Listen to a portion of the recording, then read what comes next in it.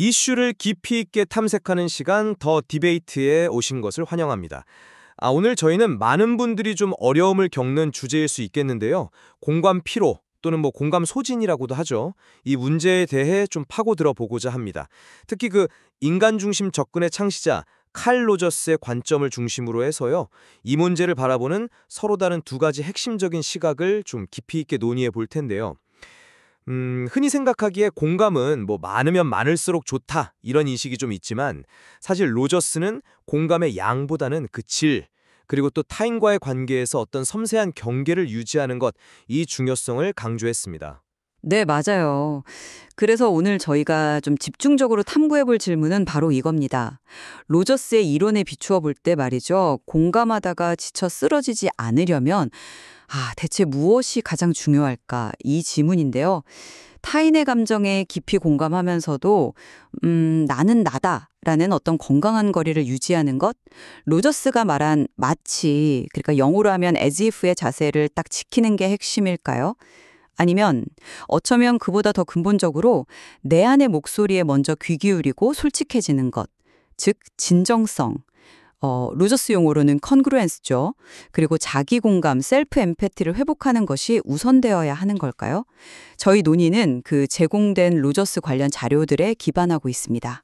네, 저는 이 논의에서 공감 과정에서 타인과의 감정적 경계를 명확하게 인식하고 또 관리하는 그 마치의 자세, 다시 말해 경계 설정이 공감 소진을 예방하는 가장 직접적이고도 중요한 열쇠다, 이렇게 주장하려 합니다. 저는 그 경계, 물론 중요하다고 생각합니다. 하지만 그것을 건강하게 세우고 또 유지하는 근본적인 힘은 결국 우리 내면의 상태, 그러니까 자기 공감에 기반한 진정성에서 나온다고 보는 입장, 여기서부터 이야기를 풀어가 보겠습니다. 좋습니다. 그럼 제 관점을 먼저 좀 상세히 말씀드려 볼게요. 로저스가 정확한 공감적 이해, accurate empathy understanding이라고 표현했죠. 이때 그 핵심은 타인의 사적인 세계, 그러니까 그 사람의 감정이나 의미들을 마치 나의 것처럼 아주 민감하게 느끼는 능력이 있습니다. 근데 여기서 정말 결정적으로 중요한 것은 마치, 즉 as if라는 그 단서예요.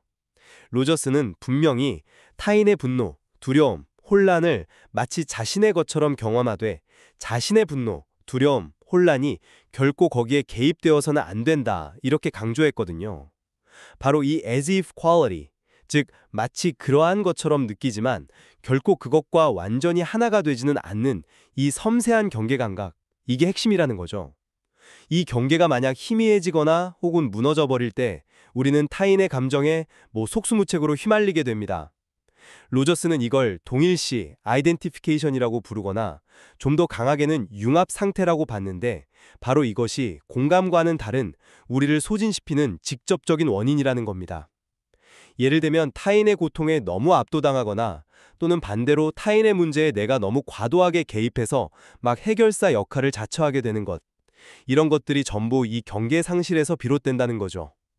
따라서 공감의 절대적인 양이 문제가 아니라 타인의 세계에 깊이 들어가면서도 나라는 중심을 잃지 않고 건강한 거리를 유지하는 이 as is 경계 설정 능력이야말로 공감 소진을 막는 가장 중요하고 또 현실적인 방어책이다, 저는 그렇게 생각합니다.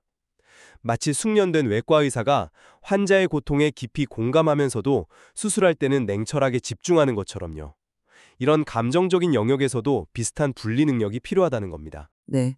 물론 그 as if 경계의 중요성 저도 전적으로 동의합니다. 타인의 감정에 완전히 이렇게 함몰되지 않는 능력, 그게 건강한 관계를 위해 필수적이라는 건 분명하죠. 하지만 저는 이런 질문을 좀 던지고 싶어요. 그 섬세하고도 중요한 경계는 그럼 대체 어떻게 해야 건강하게 유지될 수 있을까요? 그냥 경계를 지켜야 해, 이런 의지만으로 가능할까 하는 거죠. 저는 그 경계를 튼튼하게 지탱하는 기반이자 또 혹시 무너졌을 때 다시 세울 수 있는 근본적인 동력은 바로 로저스가 그토록 강조했던 일치성, 콩그루언스, 다른 말로 하면 진정성, 그리고 그 뿌리가 되는 자기 공감, 셀프 엠파티, 여기에 있다고 봅니다. 로저스한테 일치성이라는 건요, 개인이 지금 여기에서 실제로 경험하는 것들, 뭐 감정, 생각, 신체 감각 같은 것들, 이걸 유기체적 경험이라고 하죠. 이걸 얼마나 정확하게 인식하고 또 그것을 자기 자신에게 솔직하게 인정하고 나아가 필요하다면 타인에게 진솔하게 표현할 수 있는가, 그 정도를 의미하거든요. 자기 공감은 바로 이런 내면의 경험에 주의를 기울이고 이해하려는 태도고요. 만약에요, 우리가 우리 자신의 진짜 감정이나 욕구를 잘 모르거나 혹은 알면서도 애써 외면하고 뭐랄까 괜찮은 척, 친절한 척, 강한 척 한다면, 즉 불일치 상태에 있다면 어떨까요? 이건 마치 밑 빠진 독이 물 붓는 것처럼 우리의 내적 에너지를 계속 소모시키는 일이거든요.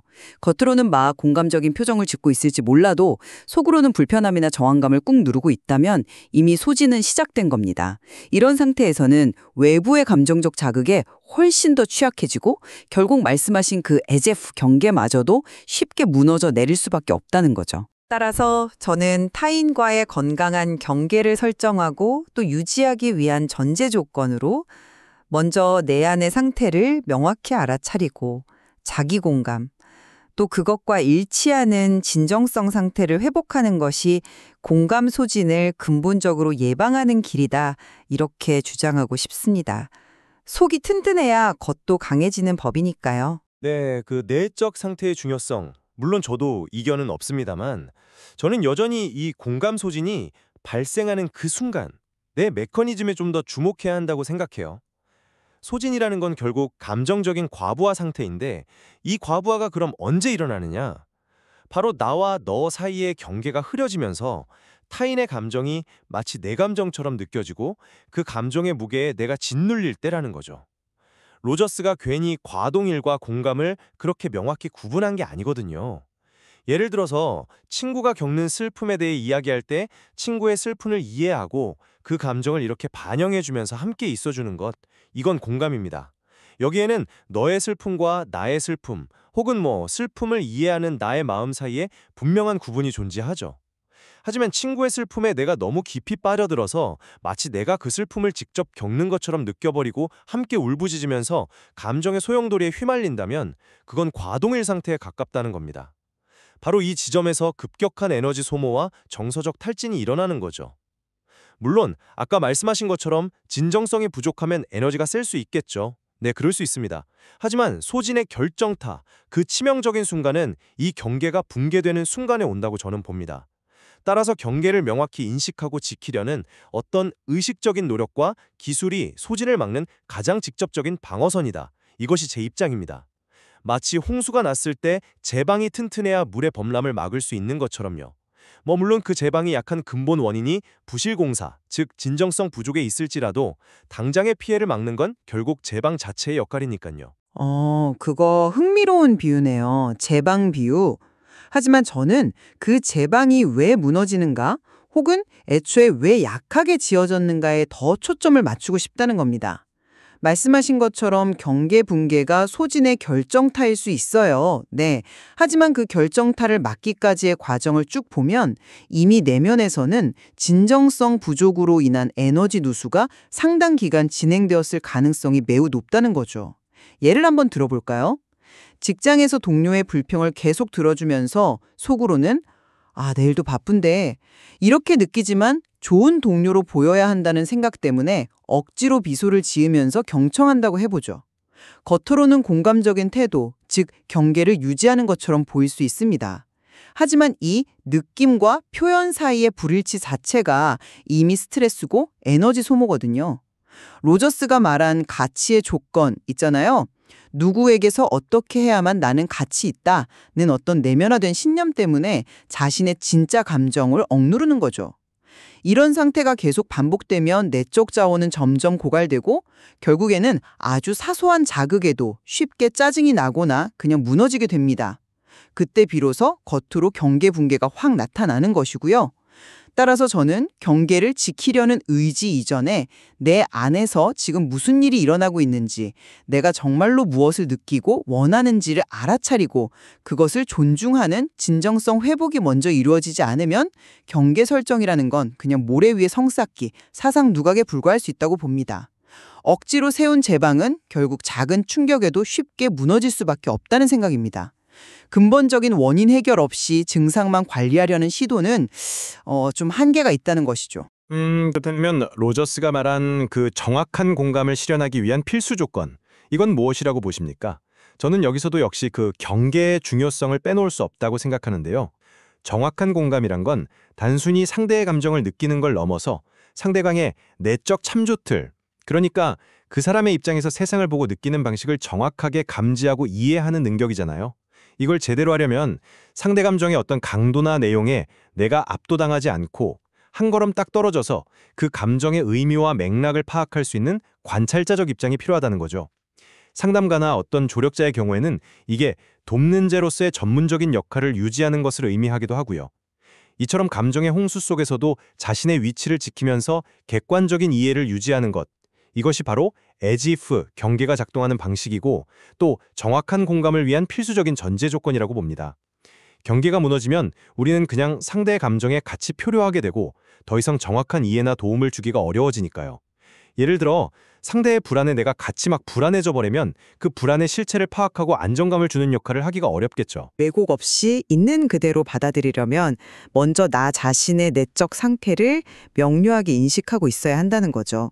왜냐하면 우리가 타인을 인식할 때는 항상 우리 자신의 필터를 거치기 때문이거든요. 만약에 내 안에 해결되지 않은 어떤 분노나 불안 혹은 충족되지 않은 욕구가 있다면 나도 모르게 그것을 상대방에게 투사하거나 아니면 상대방의 말과 행동을 나의 필터로 왜곡해서 해석할 가능성이 아주 높습니다. 예를 들어서 인정받고 싶은 욕구가 굉장히 강한 사람이 상대방의 그냥 무심한 표정을 보면 쉽게 나를 무시하나? 이렇게 오해할 수 있잖아요. 하지만 내가 내 안에 그 인정 욕구를 명확히 인지하고 있다면 이게 자기 공감이죠. 아, 저 사람은 그냥 피곤한 표정일 수도 있겠구나. 내가 지금 인정 욕구 때문에 좀 예민하게 반응하는구나 하고 분리해서 볼 수 있다는 겁니다. 이처럼 나 자신의 감정, 욕구, 편견 등을 명확히 아는 자기 공감 능력이 발달할수록 타인의 세계를 있는 그대로, 즉 정확하게 받아들일 수 있는 토대가 마련된다고 보는 거죠. 내 안이 맑아야 남의 모습도 제대로 비춰볼 수 있다는 겁니다.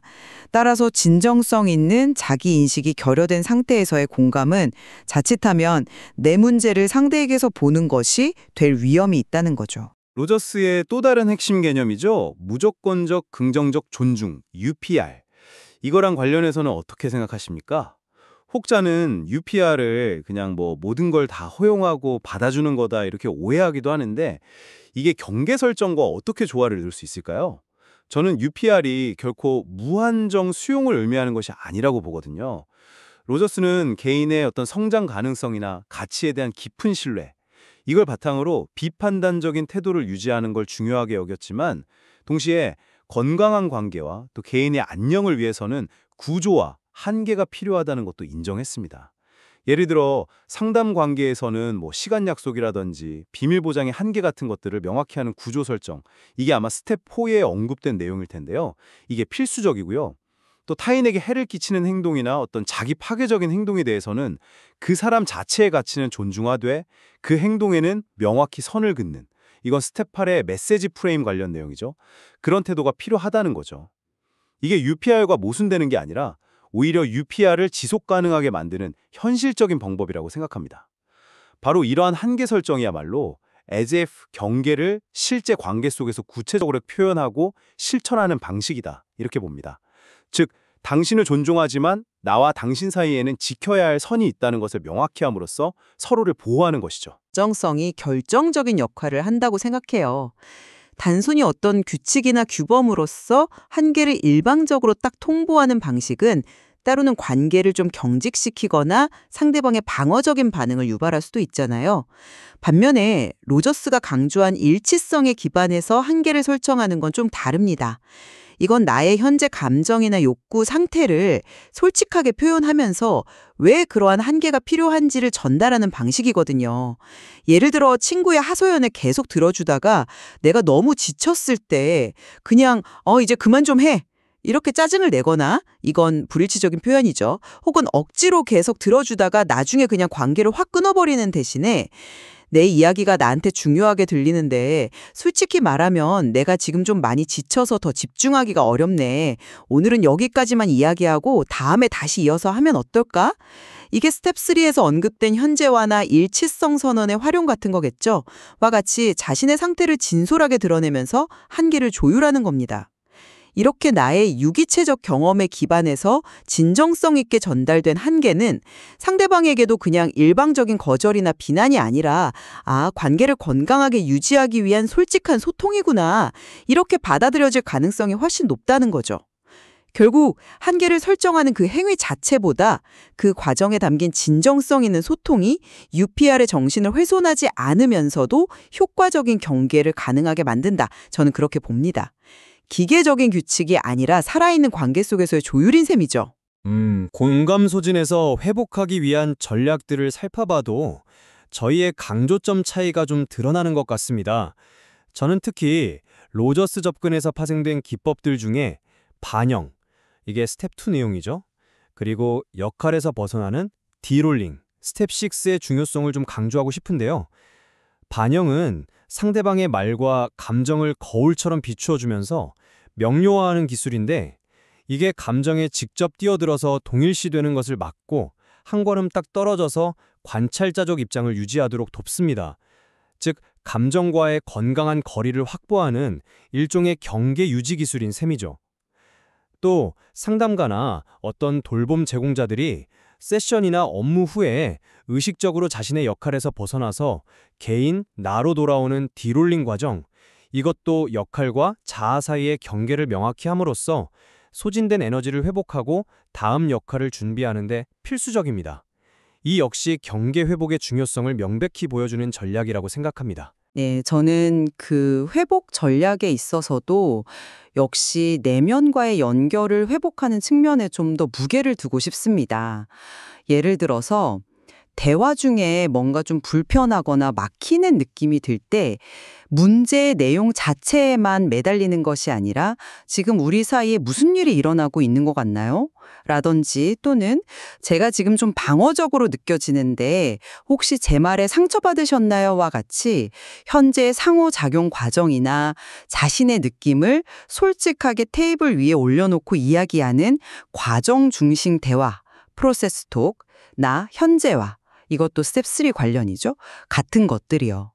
이건 관계의 역동을 조율하고 막힌 에너지를 흐르게 하는 아주 강력한 진정성 회복 도구거든요. 또 바쁜 일상 속에서도 의식적으로 시간을 내서 자신의 감정, 욕구, 신체 감각을 알아차리고 돌보는 정기적인 자기 공감 시간, 스텝 7 내용이겠죠? 이나 스트레스 상황에서 심호흡이나 신체 이완 같은 걸 통해서 몸의 신호에 귀 기울이고 조절하는 신체 기반 조절, 스텝 5 관련 등은 모두 자신의 유기체적 경험과의 연결을 회복하고 내적 일치성을 높이는 데 초점을 맞춥니다. 이것이야말로 고갈된 에너지를 근본적으로 재충전하고 다시 건강한 공감을 할 수 있는 힘을 기르는 방법이라고 생각해요. 결국 내 안에 샘이 마르지 않아야 계속해서 물을 길어 올릴 수 있지 않겠습니까? 네. 오늘 긴 시간 동안 로저스의 관점에서 공감 소진 문제를 참 깊이 있게 다뤄본 것 같습니다. 마무리를 하면서 저는 역시 타인과의 감정적 경계를 섬세하게 인식하고 또 관리하는 그 as if, 마치의 자세가 공감 소진을 막는데 얼마나 결정적인 역할을 하는지 다시 한번 강조하고 싶습니다. 이 경계는 우리 자신을 감정의 홍수로부터 보호하는 일종의 방파제이자 동시에 타인을 객관적이고 또 효과적으로 도울 수 있는 안전한 공간을 확보하는 틀입니다. 이 경계가 무너질 때 우리는 소진될 뿐만 아니라 역설적으로 공감의 질과 정확성마저 잃어버리기 쉽습니다. 따라서 이 경계를 의식적으로 지키고 관리하는 기술을 연마하는 것이 정말 중요하다고 생각합니다.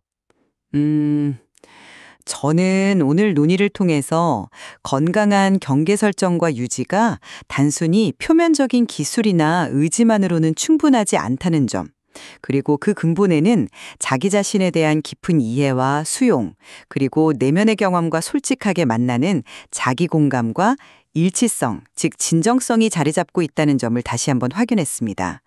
내 안의 목소리에 귀 기울이고 나의 진짜 감정과 욕구를 존중하며 나 자신과 진실하게 연결될 때 우리는 비로소 외부의 감정적 파도에 쉽게 휩쓸리지 않고 유연하게 경계를 조율하며 타인과 진정으로 연결되는 지속 가능한 공감을 실천할 수 있는 그런 내적인 힘을 얻게 된다고 생각합니다. 뿌리가 튼튼해야 바람에 흔들리지 않는 나무처럼 말이죠. 오늘 저희는 로저스의 그 풍부한 이론을 바탕으로 해서 공감소진이라는 어떻게 보면 현대인의 고질적인 문제에 대해서 경계와 진정성이라는 두 가지 핵심 키워드를 중심으로 참 심도 있는 대화를 나눈 것 같습니다. 분명한 것은 로저스의 통찰이 이 공감소진이라는 것이 단순히 감정을 많이 사용해서 발생하는 에너지 고갈의 문제가 아니라 우리가 타인과 관계를 맺는 방식, 즉 공감의 질과 구조의 문제임을 보여준다는 점인 것 같습니다. 그렇습니다. 오늘 논의된 마치의 경계와 내적 진정성은 어쩌면 서로 배타적인 개념이라기보다는 건강하고 지속 가능한 공감을 위한 동전의 양면과 같을지도 모르겠습니다. 내 진정성이 건강한 경계를 세울 힘을 주고 또 그 경계가 다시 진정성을 지킬 수 있는 공간을 마련해주는 그런 선순환 구조일 수도 있겠죠. 이 두 가지 관점을 균형 있게 이해하고 또 통합하려는 노력 속에서 우리는 공감을 더 이상 소진의 원인이 아니라 깊은 인간적인 연결과 상호 성장을 위한 소중한 자원으로 만들어갈 수 있을 것입니다. 이 주제에 대해서는 앞으로도 더 깊은 탐구가 필요해 보입니다.